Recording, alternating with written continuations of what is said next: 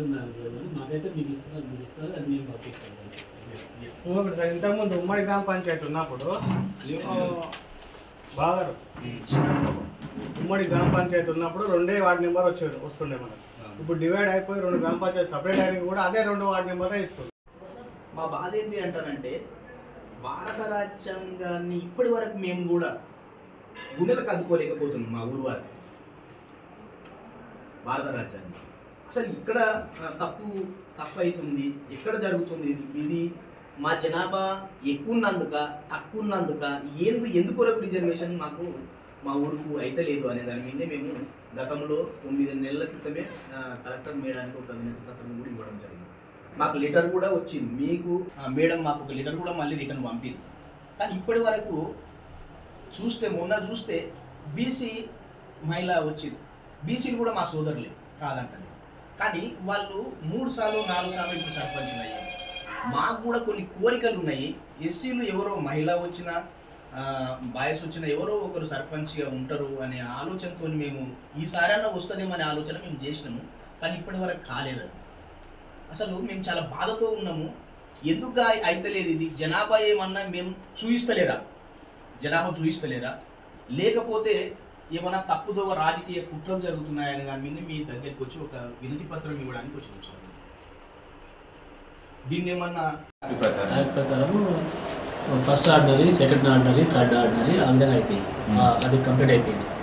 అయిపోయిన తర్వాత 2018 మళ్ళీ చట్టం వచ్చింది, పంచాయతీరాజ్ చట్టం, తెలంగాణ పంచాయతీరాజ్ చట్టం వచ్చింది.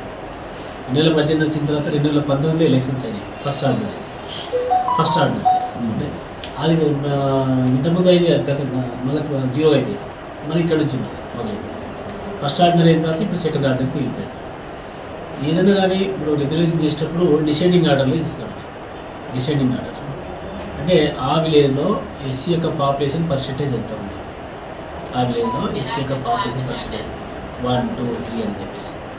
సో విలేజ్ మన మండలంలో ఉన్నటువంటి 34 జీపీలు అంటే 8 జీపీలు కావాలి. ఇది కంప్లీట్గా 100% ట్రైబ్స్ కాబట్టి అది కాక 34 జీపీస్. ఈ 34 జీపీస్లో descending orders, SC population descending ఆర్డర్లో గతంలో ఏ రిజర్వేషన్స్ అయినాయి గత ఎలక్షన్లో అవి రిపీట్ కావాలి. మళ్ళీ నెక్స్ట్ ఏదైతే ఉంటే వాటిని తీసుకుంటారు అన్నమాట. ఆ విధంగా డిసెండింగ్ ఆర్డర్లో తీసుకుంటారు అన్నమాట రిజర్వేషన్ ఇట్లా చేస్తారు.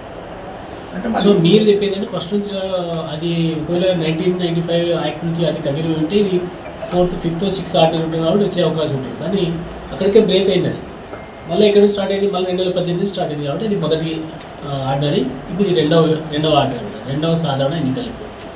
ఒకటో ఆర్డినరీ ఎలక్షన్స్లో ఎక్కడైతే రిజర్వేషన్ అయినాయో అవి కాక అదే కమ్యూనిటీలో ఏదైతే నెక్స్ట్ డిసెండింగ్ ఆర్డర్స్ పాపులేషన్ ఉందో దానికి ఇస్తాం. ఫస్ట్ కానీ అయినింటే మధ్యలో అయినింటేనన్నా సరే ఒకసారి అయ్యింది అని అనుకుంటుంటాం మేము.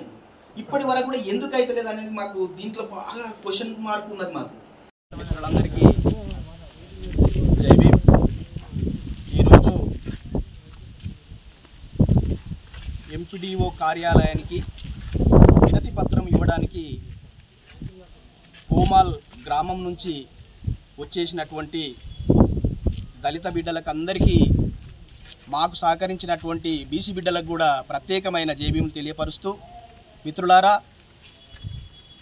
మాకు స్వాతంత్రం వచ్చి 76-77 సంవత్సరాలు గడిచిన ఇప్పటి వరకు ఎంపీటీసీ కానీ సర్పంచ్ కానీ మా ఊరికి ఎస్సీ రిజర్వ్డ్ కాలేకపోయింది.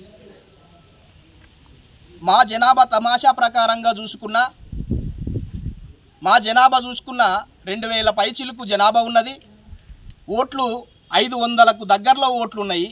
అయినా ఇప్పటి వరకు మాకు సర్పంచ్ కానీ ఎంపీటీసీ కానీ రాలేదు అంటే కుట్రతో కూడినటువంటి పన్నాగం జరుగుతుందనేది ఈ సభాముఖంగా నేను తెలియపరుస్తూ ఉన్నా మిత్రులారా. ఎందుకు అంటానంటే చిన్న గ్రామ పంచాయతీలకు కూడా ఎస్సీ రిజర్వ్డ్ అవుతుంది. మా పోమాలు చూసుకుంటే పెద్ద జనాభా గల్లా పెద్ద ఊరు, బీసీలు చాలా పెద్ద మొత్తంగా ఉంటారు. వాళ్ళతో పాటు ఎస్సీలు కూడా పెద్ద మొత్తంగానే ఉంటారు. మా బీసీ సోదరులు 3 సార్లు సర్పంచ్ అయ్యిండ్రు. గతంలో చూసుకుంటే అంతకుముందు మా రెడ్డి సోదరులు కూడా 4-5 సార్లు సర్పంచ్లు అయ్యిండ్రు. కానీ ఎస్సీలు ఎంపీటీసీ కానీ సర్పంచ్ కానీ ఇప్పటికి కూడా కాలేక చాలా బాధతో ఉన్నాము. ఈ విషయాన్ని మేము గతంలోనే కలెక్టర్ గారికి 9 నెలల క్రితమే కలెక్టర్ గారికి మేము వినతి పత్రం ఇవ్వడం జరిగింది. మాకు రిటర్న్గా కూడా కలెక్టర్ గారు మాకు రిటర్న్గా కూడా మాకు లెటర్ ఏమి ఇచ్చిండ్రంటారంటే మీ జనాభా తమాషా ప్రకారంగా మీకు ఎస్సీ రిజర్వేషన్ మీకు ఇస్తాము అని కూడా మాకు లెటర్ ఇవ్వడం జరిగింది. కానీ మేము మొన్న చూసుకుంటే బీసీ మహిళ రావడం జరిగింది. సంతోషమే, మా సోదరులే వాళ్ళు. కానీ ఒక్కసారన్నా ఎస్సీలకు సర్పంచ్ వస్తే మేము సంతోషపడేటోళ్ళమని ఈ సభాముఖంగా నేను తెలియపరుస్తూ ఈ విషయాన్ని మేము కలెక్టర్ దగ్గర తీసుకుపోయినాం. ఇప్పుడు ఆర్డీఓ గారికి కూడా లెటర్ ఇవ్వడానికి కూడా వెళ్తూ ఉన్నాము. కాకపోతే మాకు రిజర్వేషన్ చేంజ్ చేయకపోతే కోర్టుకు కూడా పోనీకి రెడీ ఉన్నాము, కోర్టుకు కూడా పోతామని ఈ సభాముఖంగా నేను తెలియపరుస్తూ మిత్రులారా, ఇక మనము చూసుకోవాల్సిన అవసరం ఏమున్నది అంటారంటే ఎస్సీ తమాషా ప్రకారంగా మనము ఓట్లకు కూడా దూరం ఉండే అవకాశం కూడా మనకు ఉన్నది కాబట్టి ఓట్లకు కూడా దూరం అవుతామని కూడా ఈ సభాముఖంగా తెలియపరుస్తూ ఈ అవకాశం ఇచ్చినటువంటి మిత్రులందరికీ జై భీమ్, జై భారత్. మీ వ్యాపారం అభివృద్ధి కావాలని కోరుకుంటున్నారా? అయితే వెంటనే క్యూనస్ని సంప్రదించండి. Schools, colleges, banks, shops, office promotions, land promotions, political promotions, restaurant promotions, hospital promotions, పుట్టినరోజు వేడుకలు, శుభకార్యాలు, వ్యాపారాలు ఏవైనా, సందర్భం ఏదైనా ఇప్పుడే క్యూనస్ ద్వారా తెలియజేయండి. మీ వ్యాపారాన్ని అభివృద్ధి చేసుకోండి.